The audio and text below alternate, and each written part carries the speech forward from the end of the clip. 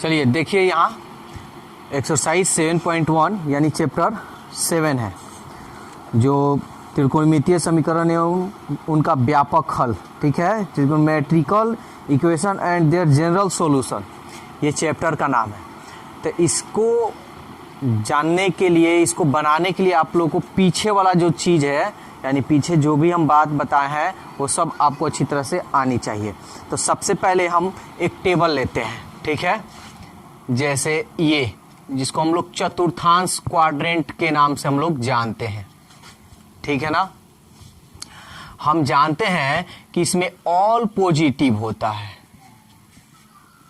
All positive, और इसमें हम जानते हैं केवल साइन और कोसेक केवल पॉजिटिव होता है और जितना आएगा सब निगेटिव आएगा। और इसमें हम जानते हैं टैन और कॉट केवल पॉजिटिव होता है और सब निगेटिव होता है। और इसमें हम जानते हैं कॉस और सिग पॉजिटिव होता है और सब निगेटिव होता है। इसमें कहां से कहां तक होता है, तो 0 से बड़ा और 90 से छोटा, यही ना जी, यानी इसमें 0 से बड़ा होना चाहिए और 90 से छोटा होना चाहिए। तो ये फर्स्ट क्वाड्रेंट यानी प्रथम चतुर्थांश में होगा ये, ठीक है ना। जैसे 90 से बड़ा होगा, यानी 90 से बड़ा और 180 से छोटा, तो ये हो जाएगा आपका सेकेंड क्वाड्रेंट, ठीक है ना। यानी 90 से ज्यादा होना चाहिए और 180 से कम होना चाहिए, तो सेकेंड क्वाड्रेंट में होगा, ठीक है। फिर जैसे 90 से बड़ा, सॉरी 180 से बड़ा और 270 से छोटा, ठीक है ना। 180 से बड़ा और 270 से जैसे छोटा होगा वो थर्ड क्वाड्रेंट में हो जाएगा, यानी तृतीय चतुर्थांश में हो जाएगा, और केवल टैन और कॉट पॉजिटिव होगा, अदर निगेटिव होगा। फिर यहां 270 से बड़ा और 360 से छोटा, ये जब भी होगा ये चतुर्थांश में होगा, यानी फोर्थ क्वाड्रेंट में होगा, और यहाँ कॉस और सेक केवल प्लस में होगा। समझ में आ गया, जो कि ये चीज हम बता चुके हैं, इसका वीडियो भी हम बना दिया है, ठीक है। तो ये तो आपका टेबल हो गया। अब कुछ इसमें आप लोगों को पहले वाला भी कुछ फॉर्मूला आपको यूज करना है और कुछ नया भी फॉर्मूला मिलेगा आपको, ठीक है। अब जैसे इसमें कह देता है मुख्य मान निकालने के लिए, तो मुख्य मान निकालने के लिए आपको कह देगा, तो कैसे आप मुख्य मान निकालिएगा, क्या करना होगा। तो सबसे पहले एक मुख्य मान के लिए भी एक छोटा सा एक टेबल है, जो देख लीजिए, ये टेबल है, ठीक है ना। अब इस टेबल को भी आपको याद रखना होगा। अल्फा पाई माइनस अल्फा, माइनस है तो यहां चला दीजिएगा प्लस, दो गो तो याद हो गया, अल्फा पाई माइनस अल्फा, उसके बाद प्लस पाई, उसके नेक्स्ट पाई प्लस अल्फा, और जब फोर्थ आएगा तो यहां माइनस चला है तो यहां चला देगा 2 पाई माइनस अल्फा, ठीक है ना। तो ये आपका जो होगा, ये आपका मुख्य मान निकालने के लिए होगा, ये केवल मुख्य मान का यूज करने के लिए होगा, मुख्य मान के लिए, ठीक है ना, जिसको हम लोग इंग्लिश में प्रिंसिपल वैल्यू कहते हैं।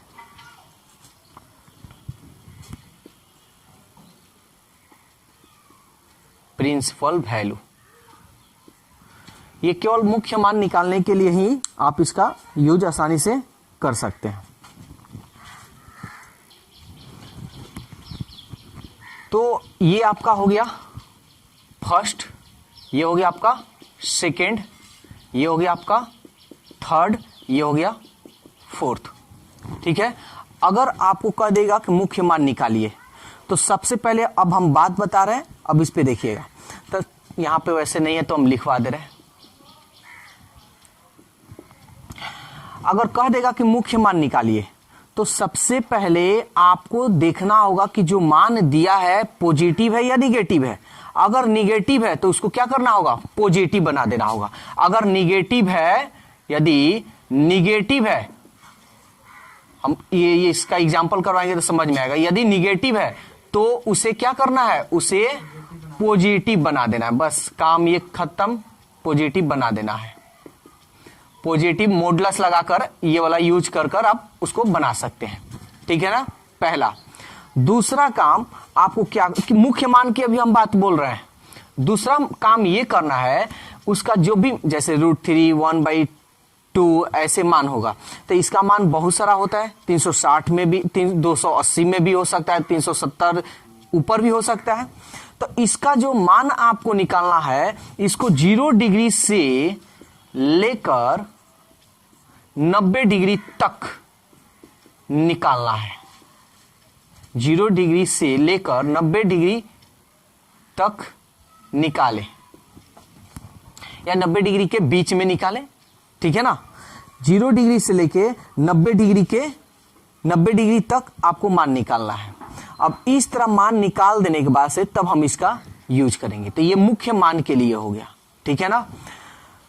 तो सबसे पहले ये टेबल आपको अच्छी तरह से याद रखना है, उसके बाद ये मुख्य मान के लिए, अभी हम एग्जांपल कराएंगे तो ये सब क्लियर हो जाएगा, और उसके बाद से ये, तो ये आप आसानी से मुख्य मान निकाल सकते हैं, ठीक है ना। अब मुख्य मान का यहाँ जैसे आपका अगर थीटा का मान तृतीय चतुर्थांश में यानी थर्ड क्वाड्रेंट में, तो थर्ड क्वाड्रेंट में आ रहा है तो क्या आ रहा है, पाई प्लस अल्फा। ये अभी हम एग्जांपल कराते हैं तो आप लोगों को सब क्लियर करते हैं। देखिए ये 0 से 90 डिग्री तक हम जो लिखवाए थे, इसको उस तरह मत याद रखिएगा, ऐसे याद रखिए 0 से लेकर 0 डिग्री से लेकर 90 डिग्री के बीच में, यानी 0 से और 90 के बीच में इसका मान होना चाहिए, 0 से 90 के बीच में। आप ऐसे भी इसको लिख सकते हैं, ऐसे भी याद कर सकते हैं, हाँ 90 भी हो सकता है, लेकिन 90 आएगा नहीं, ठीक है। पहला बात कि वो तो होगा नहीं, वो आपको याद करने के लिए हम बता रहे हैं। 0 और 90 डिग्री के बीच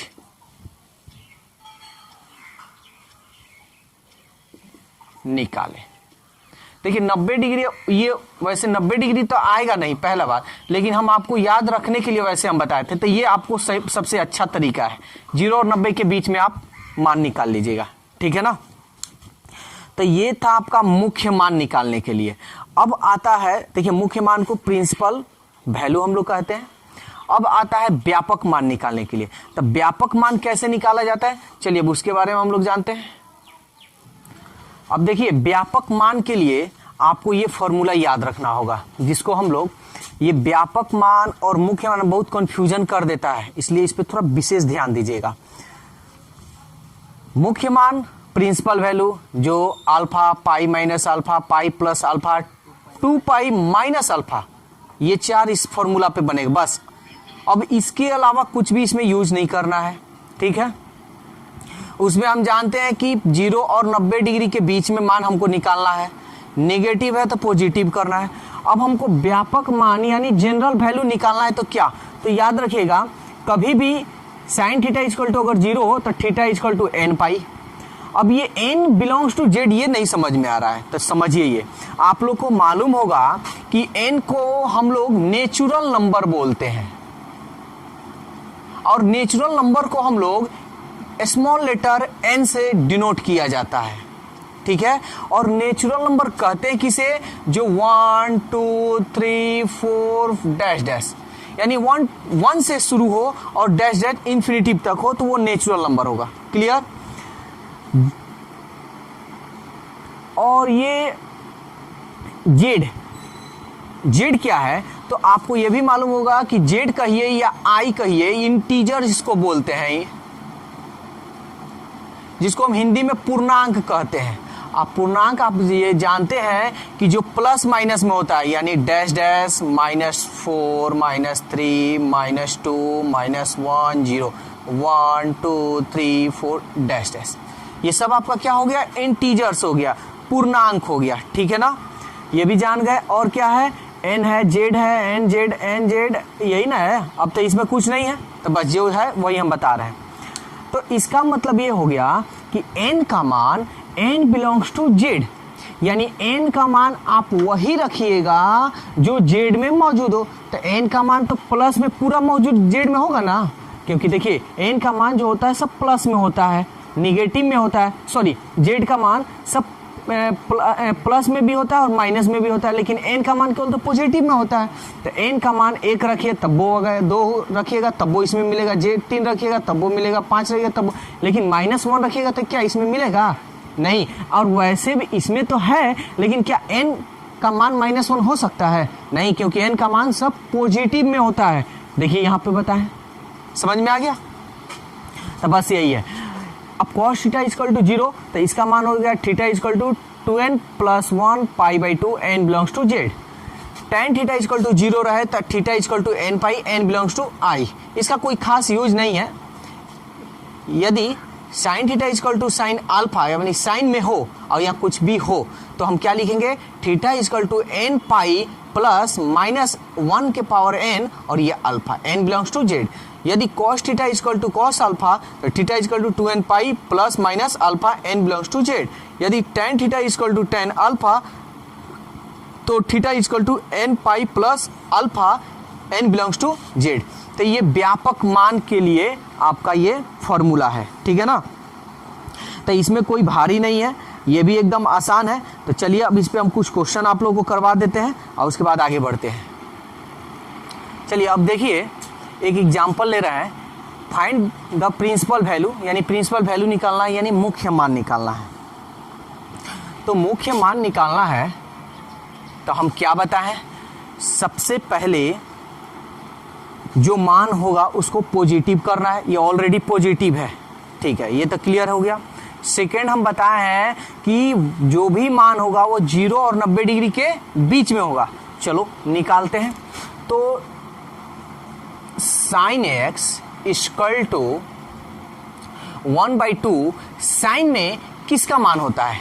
1/2 साइन 30 का मान होता है। तो क्या हम साइन 30 का मान होता है तो इसको π/6 लिख सकते हैं? और 180/6 36 18 π/6, कोई दिक्कत? तो इसलिए साइन बराबर, इसलिए x इक्वल टू π/6, कोई दिक्कत है? तो मेरा x का मान π/6 तो आ गया, कोई दिक्कत नहीं। अब आपको ये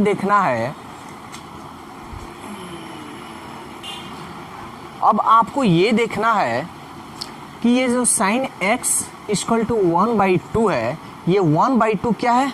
पॉजिटिव है।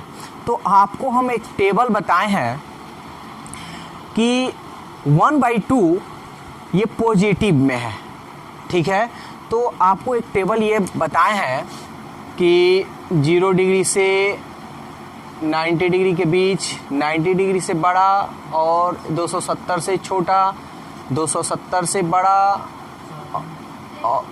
सॉरी 180 होगा ना जी, और 180 से बड़ा और 270 से छोटा, 270 से बड़ा और 360 से छोटा, यही ना?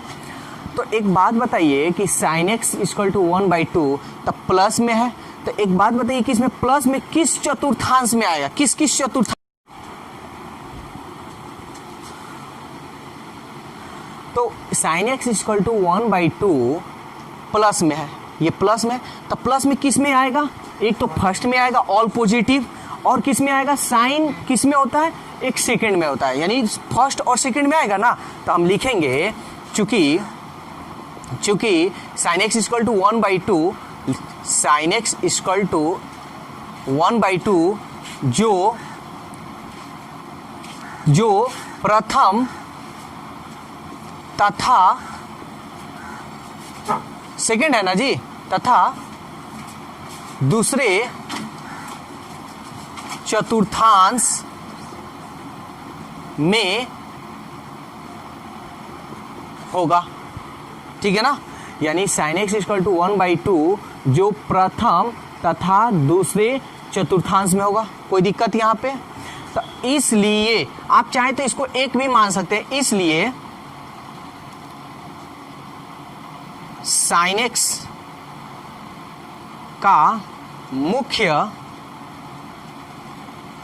मान, ठीक है, साइन x का मुख्य मान, या आप ऐसे भी लिख सकते हैं साइन x इक्वल टू 1/2 का मुख्य मान, ठीक है, इसका मुख्य मान। तो मुख्य मान क्या होगा, तो आपको एक ये भी फॉर्मूला हम आपको बतलाए हैं। तो दोस्तों वीडियो कैसा लगा, अगर वीडियो अच्छा लगा है तो वीडियो को लाइक कीजिए, सब्सक्राइब कीजिए और इस वीडियो को ज़्यादा से ज़्यादा शेयर कीजिए। Okay, bye bye. Pi plus alpha up to pi minus alpha, ये बात बताए हैं। तब देखिए साइन एक्स इक्वल टू 1/2 का मुख्य मान हमको निकालना है। तो मुख्य मान निकालना है तो ये किस में आया है, प्रथम में आया। तो प्रथम में क्या है, अल्फा है। चलिए ठीक है, उसके बाद किस में आया जी, दूसरे में। दूसरे में क्या है, पाई माइनस अल्फा है। बोलिए यहाँ कोई दिक्कत है तो यहाँ पे देखिए x इक्वल टू पाई/6 है ना, तो आप केवल मान लीजिएगा कि लेट अल्फा इक्वल टू पाई/6। x को क्या कर, x को अल्फा मान लीजिएगा, समझ में आ रहा है। तो अब यहाँ अल्फा का मान रख लीजिए, अल्फा का मान है पाई/6। तो दोस्तों वीडियो कैसा लगा, अगर वीडियो अच्छा लगा है तो वीडियो को लाइक कीजिए, सब्सक्राइब कीजिए और इस वीडियो को ज़्यादा से ज़्यादा अपने दोस्तों में शेयर कीजिए। तो आज के लिए बस इतना ही, फिर कल नए वीडियो के साथ मिलते हैं। Okay, bye bye.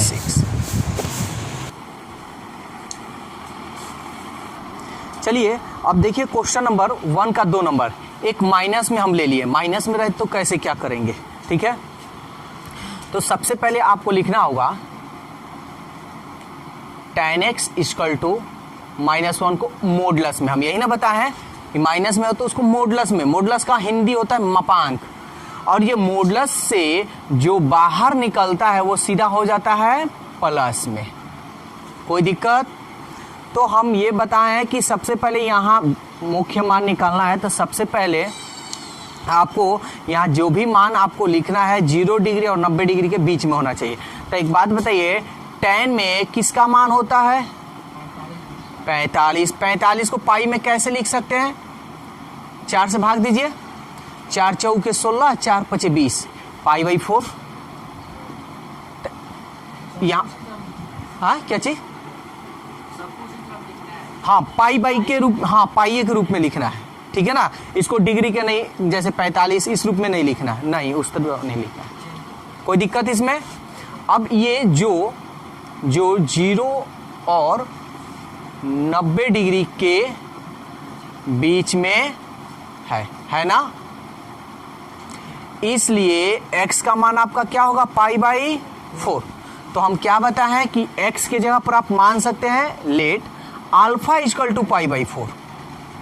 कोई दिक्कत। अब आप ये बताइए, चूंकि tan x इक्वल टू -1 जो किस में है, निगेटिव में है, माइनस में है ना, जो निगेटिव है, निगेटिव में है, निगेटिव में है। तो इस टेबल में आपको देखना है कि निगेटिव में किस में आएगा। तो tan और प्रथम में तो आएगा नहीं, क्योंकि प्रथम सब पॉजिटिव होता है, तो वो छोड़ दीजिए। tan कॉट किस में होता है, तृतीय में ना होता है जी। तो दूसरा, ये तो सेकंड में। तो दोस्तों वीडियो कैसा लगा, अगर वीडियो अच्छा लगा है तो वीडियो को लाइक कीजिए, सब्सक्राइब कीजिए और इस वीडियो को ज़्यादा से ज़्यादा अपने दोस्तों में शेयर कीजिए। तो आज के लिए इतना ही, फिर कल मिलते हैं। Okay, bye bye. और पहला में पॉजिटिव होता है और तीसरा में आपका पॉजिटिव होगा, क्योंकि तीसरे में ना tan कॉट होगा। तब फर्स्ट और थर्ड ये तो पॉजिटिव हो गया, और जो बचेगा इसमें ना निगेटिव होगा। इसमें तो साइन कोसेक प्लस में होता है और सब माइनस में होगा, इसमें कॉस और सेक प्लस में होता है और सब माइनस में होगा। समझ में आ रहा है। तब सेकेंड और फोर्थ यानी दूसरा और चतुर्थांश हम लिखेंगे tan x -1 जो निगेटिव है, इसलिए यह दूसरा या दूसरे तथा चौथे या चतुर्थांश में होगा। इंग्लिश में लिखना हो तो second quadrant and fourth quadrant में होगा, ठीक है ना। तो इसलिए हमको क्या निकालना है, मुख्य मान निकालना है ना। तो आप सीधा यहाँ लिखिएगा मुख्य मान। इसके पहले जैसे बताएं वैसे भी बना सकते हैं, लेकिन ये थोड़ा और डिटेल्स बता दे रहे हैं, उसको तोड़ कर बताएं। तो मुख्य मान एक बात बताइए कि दूसरा में क्या होता है, देखिए तो पाई माइनस अल्फा। चौथा में क्या होता है, 2 पाई माइनस अल्फा। अब पाई अल्फा का मान क्या है π/4 कोमा 2 पाई अल्फा का मान क्या है π/4। अब इसको सॉल्व करना तो आपको आता है 4 पाई में से एक पाई गया 3 π/4 कोमा 4 दूनी 8 8 पाई में से एक पाई गया 4 दूनी 8 8 में से एक पाई गया 7 π/4। ये रहा आपका आंसर। तो दोस्तों वीडियो कैसा लगा? अगर वीडियो अच्छा लगा तो वीडियो को लाइक सब्सक्राइब और इस वीडियो को ज़्यादा से ज़्यादा अपने दोस्तों में शेयर कीजिए। और आज के लिए बस इतना ही, फिर कल नए वीडियो के साथ मिलते हैं। Okay, bye bye.